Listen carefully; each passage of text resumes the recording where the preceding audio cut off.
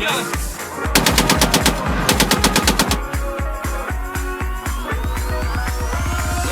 me see you better poop when the beat drops.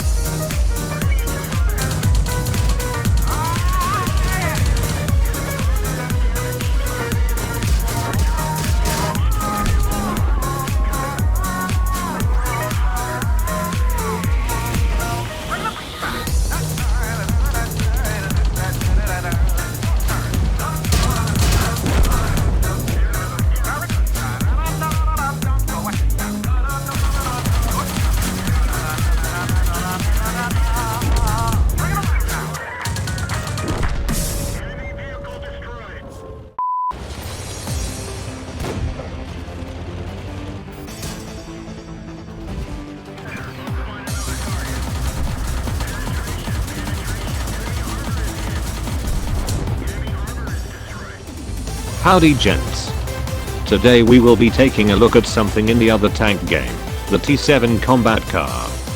The T-7 was the last vehicle in the United States Army to bear the designation of combat car, a relic of the interwar years when Congress in its infinite wisdom declared that tanks were only for infantry support and made it illegal for the cavalry to operate them. A restriction that was easily sidestepped by simply calling any tank in cavalry service a combat car.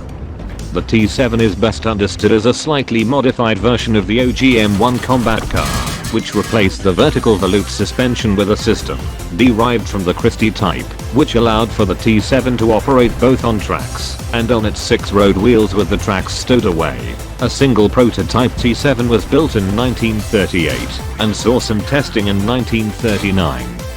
While it was successful in its designed role, Cavalry Branch determined that the need for a track and wheel drive system was surplus to requirements and its primary armament of 1X caliber 50 was insufficient to deal with contemporary threats. With the US entry into the war looming, the T-7 program was cancelled and the combat car faded into history. So how does it play here in World of Tanks? Let's just get this out of the way at the start. The T-7 is an extremely fun tier 2 tank to drive, with its defining features being its superb maneuverability and its unique main armament. Hitting its design lineage of fast scout tanks, the T-7 can scoot along at a maximum speed in game of 60 km/h and does not lose too much speed over rough terrain. Unfortunately, we do not have the option to run it on its wheels yet, even though wheelie boys have been in game for a while now. You should use this speed to get yourself into advantageous positions on the battlefield, and then to get your sorry behind out of trouble once you realize you have overextended. So about that main armament, the Browning M2 50 caliber heavy barrel machine gun is probably what most people think about when you mention the T-7. Even after the crossboard HP Buffalo tier tanks received, the T-7 is still fully capable of taking any tank it can face from full health to zero in a single belt of ammunition and still have some rounds left over to hose down another poor soul.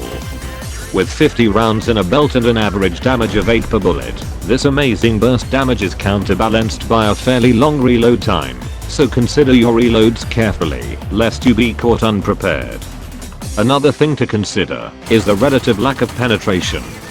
A lot of your fellow tier 2 tanks were developed with armor capable of defeating machine guns just like yours, and are immune to your caliber 50 from the front, requiring you to flank or utilize alternative tactics to damage them.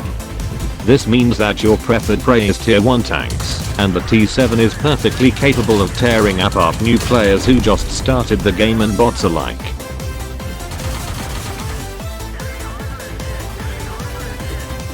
So if you can come to terms with your place as a glorified seal clubber, I recommend slapping a turbocharger on this machine to get that little extra bit of speed, and of course never leave home without a repair kit. And that is the T-7 combat car in 2022.